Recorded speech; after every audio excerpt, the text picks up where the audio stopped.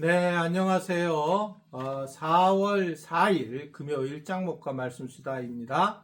네, 오늘은 발칸에서 우리 노광석 선교사님과 양기동 선교사님 가정이 들어오게 되네요. 그리고 또 케냐에서는 로버트 목사님이, 현지 목사님이 들어오게 되었습니다. 많은 분들이 이제 한국으로 교회로 오게 되는데 그럼 많이 창립 25주년을 위해서 기도해 주시면 좋겠습니다. 오늘 주시는 말씀은 창세기 34장 1절에서 12절의 말씀인데요. 하나님 말씀을 보시겠습니다. 창세기 34장. 레아가 야곱에게 낳은 딸 디나가 그 땅의 딸들을 보러 나갔더니 히위 족속 중 하몰의 아들 그 땅의 추장 세겜이 그를 보고 끌어들여 강간하여 욕되게 하고 그 마음이 깊이 야곱의 딸 디나에게 응하며 그 소녀를 사랑하여 그의 마음을 말로 위로하고 그의 아버지 하몰에게 청하여 이르되 이 소녀를 내 아내로 얻게 하여 주소서 하였더라. 야곱이 그 딸 디나를 그가 더럽혔다함을 들었으나 자기의 아들들이 들에서 목축함으로 그들이 돌아오기까지 잠잠하였고 세겜의 아버지 하몰은 야곱에게 말하왔으며 야곱의 아들들은 들에서 이를 듣고 돌아와서 그들 모두가 근심하고 심히 노하였으니 이는 세겜이 야곱의 딸을 강간하여 이스라엘에게 부끄러운 일 곧 행하지 못할 일을 행하였음이더라. 하몰이 그들에게 이르되 내 아들 세겜의 마음으로 너희 딸을 연연하여 하니 원하건대 그를 세겜에게 주어 아내로 삼게 하라. 너희가 우리와 통혼하여 너희 딸을 우리에게 주며 우리 딸을 너희가 데려가고 너희가 우리와 함께 거주하되 땅이 너희 앞에 있으니 여기 머물러 매매하며 여기서 기업을 얻으라 하고 세겜도 디나의 아버지와 그의 남자 형제들에게 이르되 나로 너희에게 은혜를 있게 하라. 너희가 내게 말하는 것은 내가 다 주리니 이 소녀만 내게 주어 아내가 되게 하라. 아무리 큰 혼수와 예물을 청할지라도 너희가 내게 말한 대로 주리라. 네, 세겜에 이제 이 야곱이 도착을 하게 됩니다. 먼저 이 에서를 보내주고 그리고 이제 그곳에서는 많은 변화된 모습을 이제 보이게 되는데 그런데 물론 이 야곱은 하나님과 약속한 것이 베델이었어요. 그런데 물론 세겜 자책도 가나안 지역에 속해 있는 곳이지만 하나님과 약속하신 땅이 베델이기 때문에 이제 베델로 가야 될 상황이었습니다.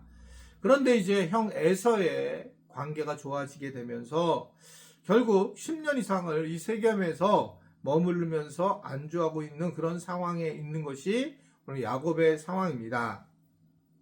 결국 그는 신앙에 대해서 하나님 앞에 나아가는 것들을 잃어버리면서 결국 계속적으로 노력을 하지 못하면서 주저앉는 그런 모습들을 보이게 되는 것을 볼 수가 있습니다. 신앙이라고 하는 믿음이라고 하는 것이 세월이 지나면 점진적으로 좀 어려워지는 것 같습니다. 그러니까 사람 자체가 죄인이기 때문에 익숙한 것에 대해서 우리는 근본적으로 짜증을 내게 되고 또 우리는 멀리하는 경향이 있는데 복음이 워낙 막강함에도 불구하고 복음에 대해서도 실증을 느끼는 그런 상황이 상당히 많이 있는 것 같습니다. 저는 이제 가나안 교회 처음 가나안 교인들이 많이 교회를 떠났을 때에 교회의 이제 잘못으로만 모든 부분을 바라보았는데 이제 시간이 지나면서 가나안 교인들이 어떤 종류인가라고 봤을 때에 이미 교회에서 초등학교 때라든지 중학교 때라든지 뭐 이게 아기 때는 교회를 다녔다가 이제 중간에 결국은 중고나 대학을 가면서 이제 교회를 떠난 사람들이 가나안 교인이 된 경우가 요사이 이제 조사에서는 많이 나타나고 있어요. 정말 교회를 싫어서 떠나는 사람도 있겠고 그렇지만 상당히 많은 수는 사실은 그거 전에 이기적인 마음으로 교회를 떠나서 가나안 성도다라고 하는 것으로 생각할 수도 있다고 하는 겁니다. 왜 그러냐면 실제로 그 가나안 성도들이 왜 교회를 돌아오지 않는가라고 할 때에 예전 같으면 교회가 뭐 썩어서든지 교회가 너무 세상적이라든지 이렇게 되는데 그런 내용은 거의 없고요. 지금 내가 그냥 있는 거, 현재가 있는 것이 편해서, 그러니까 일이, 월등하게 일인 거예요. 또 돈을, 헌금을 안 하고 자기 마음대로 쓸 수 있기 때문에, 뭐 이런 이야기들입니다. 되게 솔직하게 쓴 거죠. 그런 것들이 어떻든 가난에 있는 교인들 사이 만약에 펼쳐 있는 거라면 어떻게 되면 저는 그게 더 진솔한 이야기다.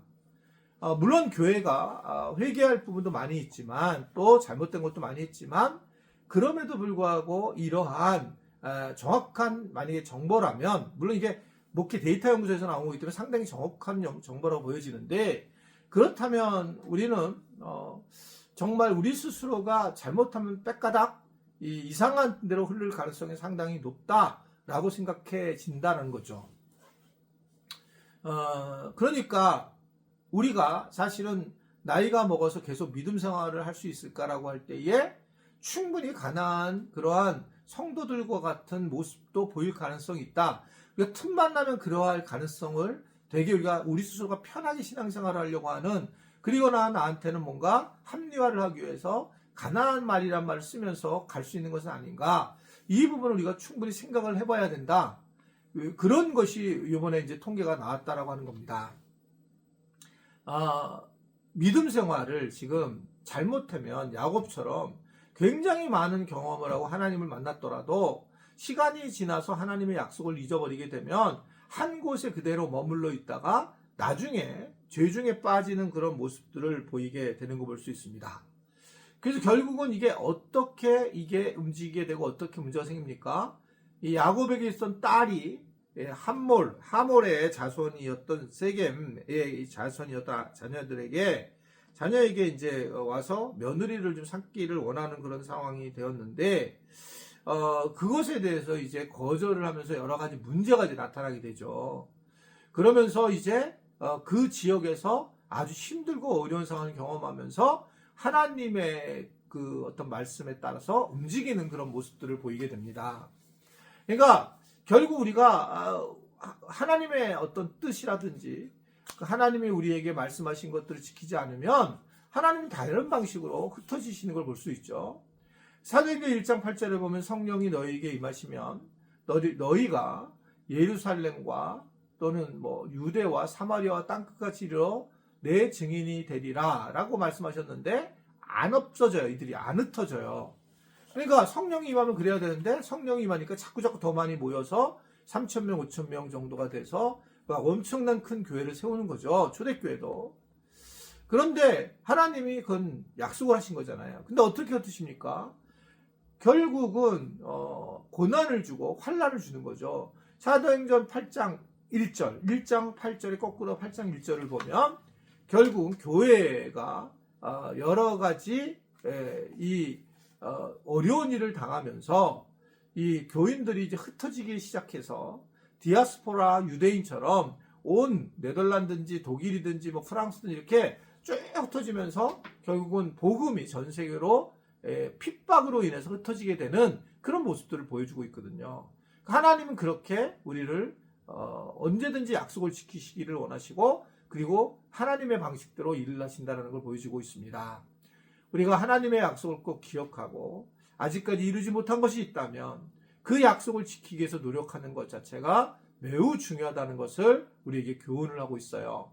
아무쪼록 우리 교인들도 하나님의 관계를 잘 생각하면서 내가 하나님의 약속을 지금까지 기억하면서 살아가고 있는지 아니면 내 생각으로 살아가는지를 잘 알고 하나님 앞에 바르게 쓸 수 있는 우리 지체들이 되기를 주님의 이름으로 부탁을 드립니다. 기도하겠습니다. 하나님 아버지, 오늘도 이 말씀에 따라서 다른 곳을 신경 쓰지 말고 말씀의 삶을 살아갈 수 있는 우리 모두가 되도록 도와주시고 인도하여 주옵소서.